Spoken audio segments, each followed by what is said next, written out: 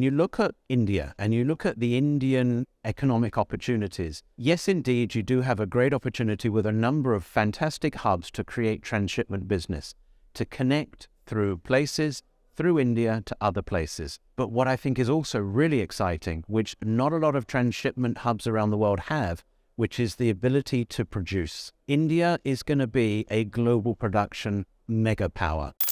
Hello, I'm Zeena Zadia from Stat Media Group. Today I am at the ACFI Annual Conclave 2023 and with me is Glyn Hughes, Director General at TIACA. Hello Glyn, welcome. Thank you very much for talking to me today. The government's ambition is to increase Indian airspace to 10 million metric tons by 2030-31 from the current 3.15 million metric tons. How can Indian stakeholders help make this mission a reality? Right, that's an excellent question to start with. And I think when you look at what the ingredients are to achieve that growth, and let's be honest, it's going to be a challenge because it's a big growth, but the ingredients are here, which starts with a supportive government with a vision. And when you have a government with a vision, then it's very easy to galvanize the industry, the global manufacturers, the community at large behind that vision.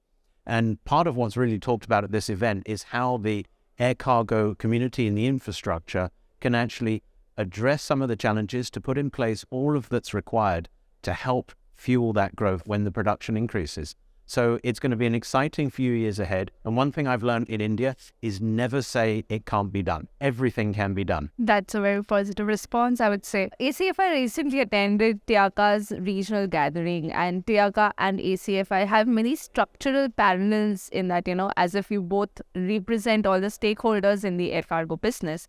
So what really excites you the most about the Indian market? Actually, so many things. It's the energy that you've got here. And as I said before, it's the way that everybody works together. And ACFI has a really important role in that because they represent all of the supply chain. It means that when they speak to government, they speak collectively. They speak with a unified voice representing all of the stakeholders. It's not one particular sector saying this is what I need versus this is what somebody else needs. It's about what we need. And when you can say what we need, it's a much more powerful statement. So we're very supportive of ACFI. And as you quite rightly said, we have a very similar structure globally of bringing all of the various stakeholders together. And again, I'm just excited to see how things progress here for the next few years. That's great.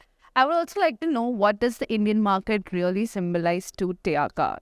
Do you have any plans for the Indian market, for the Indian sector? Is TIACA looking at something in specific in this market? Well, again, another great question. We held our regional event here just literally a matter of weeks ago for the simple fact that things are happening here. This is going to be fueling growth for a number of years for the global community, the global economy. India has an important role to play today, and it's going to grow in importance. So for TIACA, it's important we're here. It's important we hear about what the challenges are so we can actually help bring global perspectives here. It's important we hear how things are innovative here because what's happening in India is going to inspire what happens elsewhere in different countries around the world. So for us, we also hope to actually expand our presence in India. We have a position, or we have a activity that we call, which is called regional representatives. We've launched our first one in Latin America the earlier part of this year. And we're looking at India to see if we can actually have more of a permanent representation of TIACA, because again, much is happening here. We're also growing in membership here. It's, I believe, now our second largest country behind the USA for individual members of TIACA. So it's a very exciting market, and we're very pleased to be supporting it however we can. That's interesting. We also heard today that the Indian air freight market wants to focus more with the transshipment cargo. So what are your thoughts on this? That's a really interesting question. Because again, when you look at India and you look at the Indian economic opportunities, yes, indeed, you do have a great opportunity with a number of fantastic hubs to create transshipment business, to connect through places, through India to other places. But what I think is also really exciting, which not a lot of transshipment hubs around the world have, which is the ability to produce. India is going to be a global production mega power. If you look at today, China accounts for about 28% of global production around the world. And yet manufacturers everywhere, shippers, basically to support their consumers, they want to go for a diversified production base. They want to de-risk supply chains. So we hear of the China plus one, China plus two. India is in probably the best position to actually expand its global production capabilities because, again, it's got supportive government policies It's got a young, educated, connected workforce. It's got that spirit of entrepreneurship.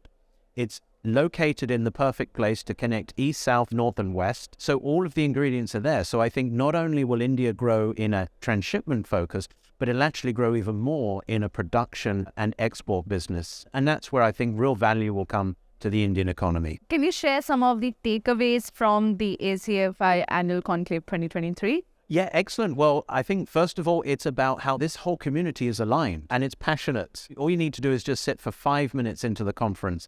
And as soon as you say any questions from the audience, the hands go up. Everybody has an opinion. Everybody wants to have an answer, have a solution. So we've already had some engaging discussions. It's wonderful to see government so prevalent because, again, an industry that acts outside of government or without government support is an industry that doesn't know which direction it's going.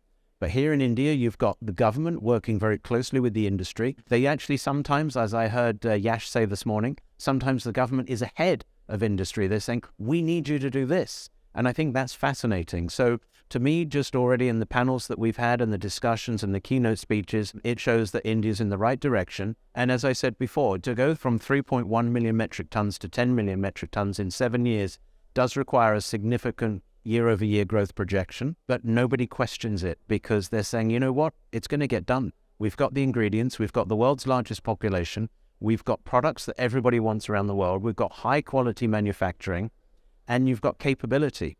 So to me, it's going to, again, as I've mentioned several times, an exciting period coming up. That's great. Thank you so much, Glyn. It was great talking to you. Well, thank you very much for great questions.